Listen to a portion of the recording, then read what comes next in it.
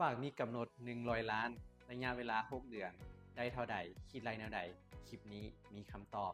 สำหรับลูกค้าที่ฝากเงินจำนวน100ล้านระยะเวลา6เดือนกับธนาคารการค้าต่างประเทศลาวมหาชนของพวกเรามีวิธีคิดไรดังนี้อัตราดอกเบี้ยของเงินฝากระยะเวลา6เดือนแม่น 3.95 ในการคิดไรเฮาเอาเงินต้นคูณให้อัตราดอกเบี้ย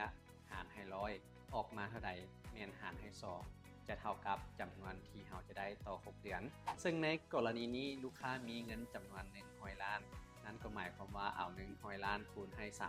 3.95 หารให้100ดอกเบี้ยที่เราจะได้รับจากธนาคารแม่น 3,950,000 เป็นดอกเบี้ยต่อปี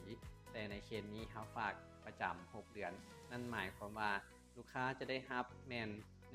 1,975,000 กีบต่อ6เดือนนั่นเองและสำหรับลูกค้าท่านใดที่สนใจผลิตภัณฑ์ของเราตัวใดอย่าลืมคอมเมนต์กันมาไว้เนาะเดี๋ยวเราทยอยตอบให้เด้อ